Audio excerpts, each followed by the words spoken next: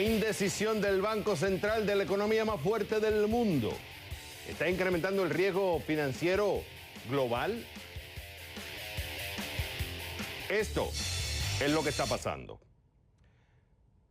El pasado miércoles terminó la segunda reunión de 8 que tiene el Comité de Política Monetaria de la Reserva Federal, que es el Banco Central de Estados Unidos. Bueno, ¿qué es lo que hace esta gente? Básicamente ellos buscan influir en dos cosas principalmente: la cantidad de dinero disponible que debe existir en la economía y cuánto debe costar el uso de ese dinero y el crédito. ¿Por qué es importante lo que decidan en este Comité de Política Monetaria de la Reserva Federal? El dólar es la moneda con mayor circulación en el mundo. Los gobiernos la usan como reserva. Es la moneda que más se usa en comercio, en transacciones financieras, y la lista sigue y sigue y sigue. Es la moneda de mayor confianza en el mundo. Lo que haga la Fed, o sea, el Banco Central de Estados Unidos, va a afectar el costo de financiamiento a gobiernos, a empresas y consumidores en todo el mundo. ¿Qué pasó? Decidieron no subir la tasa de interés interbancaria, que es la que se cobran entre los bancos. De esta es la base que se usa para los demás tipos de interés. Pero sí anunciaron que solamente subirán 2 veces en el año la tasa de interés en vez de 4.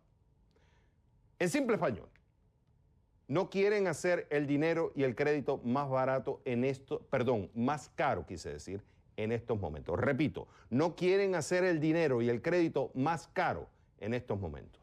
¿Por qué? Ver riesgos financieros y económicos globales, y hacer el dinero y el crédito más caro sería más negativo en estos momentos. Es el argumento de la Fed, pero aquí viene el kit de la cuestión, el issue de la cuestión. En diciembre, la Fed dijo que subiría el costo de financiamiento. Eso fue en diciembre, que lo iba a subir, anunció. 3 meses después dice, no. Hay preocupación en algunos sectores que la Fed está reaccionando a lo que pasa en el mercado en vez de comandar al mercado. O sea, en vez de dar un norte, se percibe como que no quiero molestar a los mercados. Y esto incrementa la incertidumbre de saber si lo que hacen, si están sabiendo lo que hacen, están comandando, de si tienen control del barco monetario, y lo más importante, incentivan que más gobiernos y compañías incrementen el nivel de endeudamiento. Con este contexto, por eso pregunto, ¿la indecisión de la Fed está incrementando el riesgo financiero global? Vamos con Alberto Bernal, jefe de estratega de XP Capital, desde Medellín, Colombia. Alberto, como siempre, es un gusto tenerte en el programa.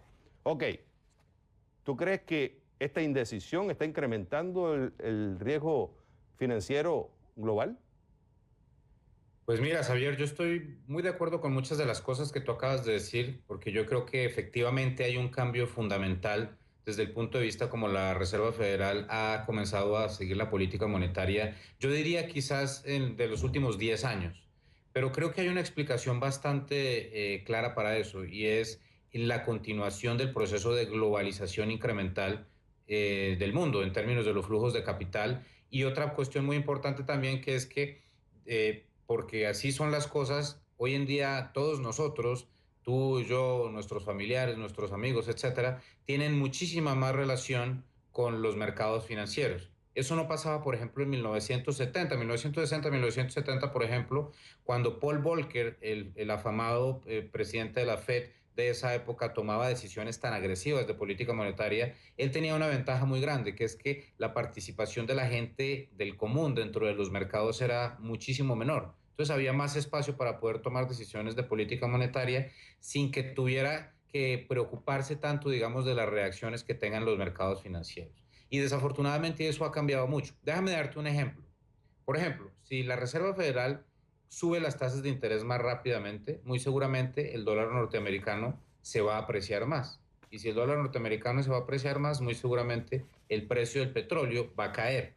Y al caer el precio del petróleo, entonces vamos a poner en riesgo la viabilidad del famoso mercado de bonos basura en Estados Unidos, que son los bonos de menor calidad. Entonces, eso es un problema gravísimo desde el punto de vista del crecimiento económico de Estados Unidos, porque una consecuencia que no estaba buscando la Reserva Federal con su manejo monetario, que es la caída del precio del petróleo, puede generar una recesión en Estados Unidos. Entonces, la verdad es que es muy complicado el manejo porque hay tantas variables y todo está tan interconectado que la política monetaria hoy en día de verdad se ha vuelto un juego bastante difícil de manejar.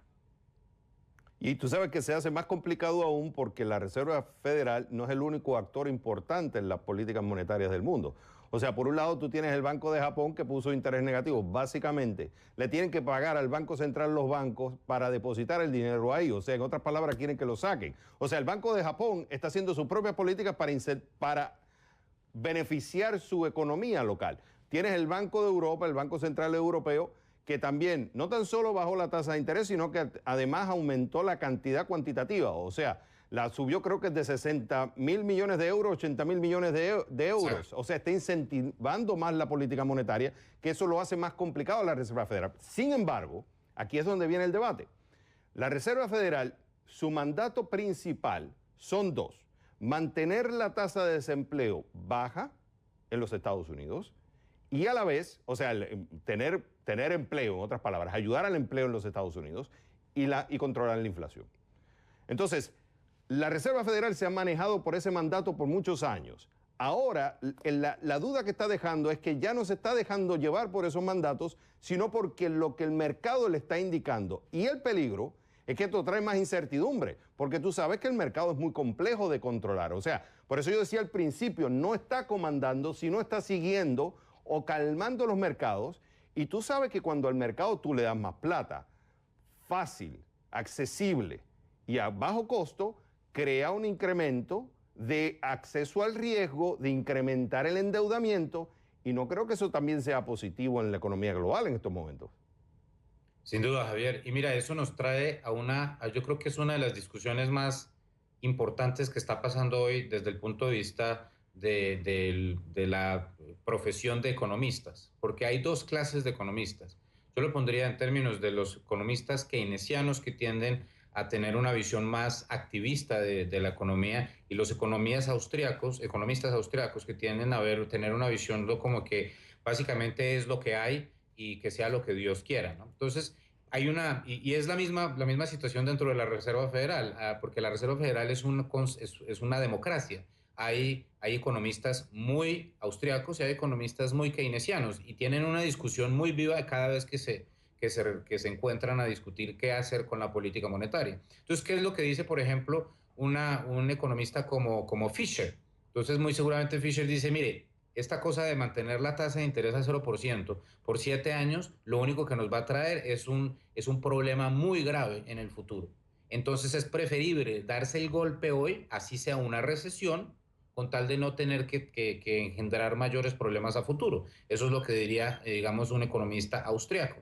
Y el otro, el keynesiano, dice, pues mire, puede que eso sea cierto, pero si tomamos decisiones de contracción monetaria en este momento, mientras Japón y Europa están haciendo completamente lo contrario, vamos a matar a la industria de Estados Unidos y vamos a generar mucho desempleo en Estados Unidos. Y eso, pues obviamente implica un problema político inmenso para las personas que manejan la economía dentro de Estados Unidos. Entonces yo personalmente no envidio ni cinco a la señora Janet Yellen, a la doctora Yellen, en lo que tiene que tomar sus decisiones en este momento, porque hay tanta incertidumbre y pues no te lo tengo que decir yo.